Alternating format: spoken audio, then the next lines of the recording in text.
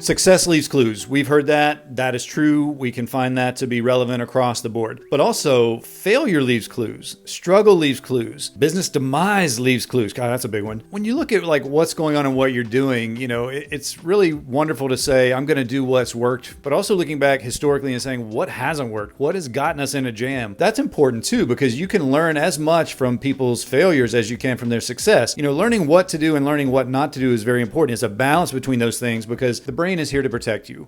And there will be a point where if you chalk up 5 or 6 wins in a row, the ego will step in and say, we got this.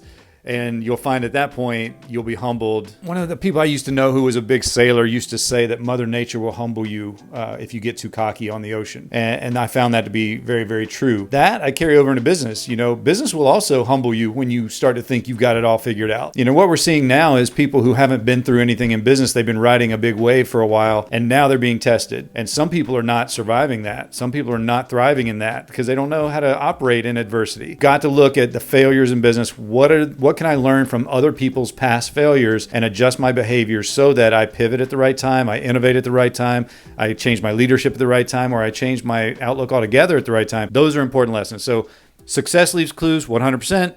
Failure also leaving you clues.